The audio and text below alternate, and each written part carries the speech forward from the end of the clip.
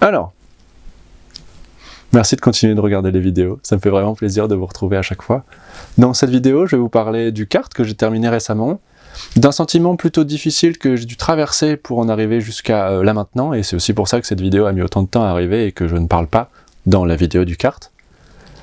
Je vais aussi vous parler du projet sur lequel je travaille actuellement, et pour finir, un petit point musique. Merci. Nani. Yeah. Look.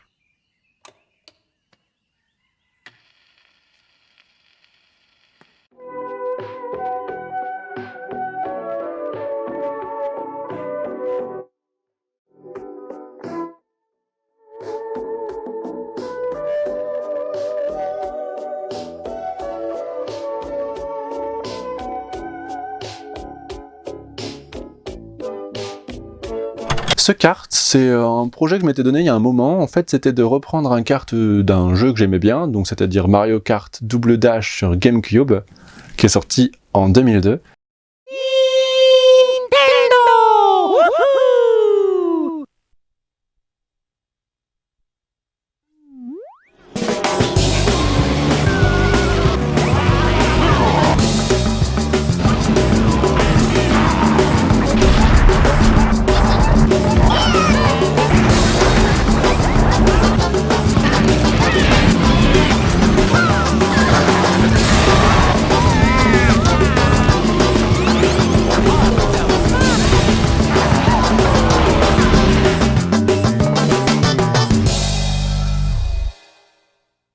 Au début, je voulais faire le kart doré, celui qu'on a à la fin, mais avec toutes les formes et tout, et en fait, je me suis rendu compte que dans ma tête, il était pas mal, parce qu'il y avait la nostalgie, tout ça, il était embelli par mon idée que je m'en étais faite, et quand je l'ai vu, j'ai fait « je fais pas ça, moi, c'est une horreur, le truc !» Il a des formes un peu cheloues. Du coup, j'ai décidé de me tourner vers... Enfin, j'avais d'autres cartes en tête, j'avais celui de Luigi, le vert, le principal. Je voulais aussi peut-être faire le kart des... de Toad et Toadette, mais même là de tête je sais plus à quoi il ressemble, donc je me dis que c'est qui m'a pas trop marqué. Et finalement j'ai décidé de faire le coach, je sais plus comment il s'appelle, bon, le kart de Daisy qui est orange, qui en gros il reprend exactement le même que Peach mais en orange avec des fleurs dessus. Et aussi j'ai décidé d'essayer de le remettre au bout du jour. En 2002, en gros, la 3D, elle était pas folle, elle était pas mal, mais elle était pas folle. Donc c'était essentiellement de la plate couleur, il n'y avait pas de reflets, tous ces trucs-là, c'était assez brut. Moi, j'ai décidé de le refaire sous mon interprétation, un petit peu plus réaliste, c'est pour ça que les formes sont moins cartoon et exagérées que dans le jeu. Par exemple, dans le jeu, les roues sont comme ça.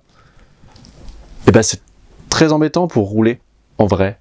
Du coup, moi, je les ai un peu inclinées. Je les ai remises bien, elles sont un peu plus grandes, mais alors que vraiment, dans le jeu, elles sont énormes à l'arrière. Le châssis, n'en parlons pas. L'avant, je sais plus comment on appelle l'avant. L'avant, il est énorme, alors que moi, je l'ai fait un peu plus tranquillou. J'ai rajouté aussi de la sécurité, parce que mazette, il n'y a aucune sécurité. J'ai rajouté un frein à main. Vous vous rendez compte ? Il n'y avait pas de frein à main. J'ai pas mis de ceinture, parce qu'il faut pas pousser quand même. Hein, voilà. Donc, il y a un frein à main. Il y a maintenant des pédales. Il y a... de quoi se tenir à l'arrière, je pense, je suis pas sûr. Je sais plus ce que j'ai rajouté. J'ai rajouté aussi des clés et un petit tableau de bord, parce qu'en fait, il n'y en a pas. Ça veut dire qu'on roule comme des barjots.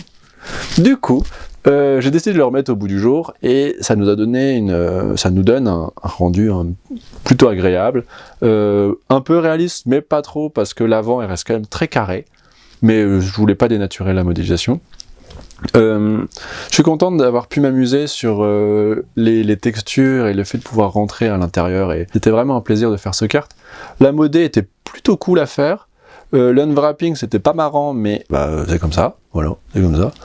J'ai beaucoup appris, ceci dit, dans ce projet-là, parce que la texture, je me suis éclaté à la faire, et franchement, je passais les après-midi de folie. Donc j'ai peut-être mis, je sais pas, 5-6 heures peut-être à tout texturer. Là, je vais vous parler de ce qui m'a beaucoup retardé dernièrement, c'est qu'en fait, je me suis retrouvé face à un sentiment d'échec chaud patate. Du coup, c'était un peu compliqué d'en sortir, et c'est aussi pour ça que je ne parle pas dans la dernière vidéo, parce que c'est difficile en fait d'avoir envie, c'est difficile d'être satisfait de ce qu'on fait, c'est un cercle vicieux. Tout est difficile, et rien n'est satisfaisant. Du coup, on n'a plus envie de faire. Donc pour quand même sortir la vidéo de Spin Paint, où j'avais du coup prévu de parler de ce sentiment dans cette vidéo-là, je me suis dit je vais juste faire un truc de Spin Paint, comme ça le projet est fini et je peux passer à quelque chose d'autre pour me libérer l'esprit, et ça a fonctionné. En gros, le sentiment d'échec que j'ai traversé, c'était que à chaque fois que je faisais quelque chose qui me plaisait, ça me plaisait pas, donc j'arrêtais, donc je faisais plus, et ça fonctionnait pas. Et donc quand je retentais quelque chose, ça n'allait pas. Ça a été provoqué par un nouveau challenge qui semblait à ma portée, que je me suis dit, hop, et voilà. Et en fait, il était plus loin que prévu.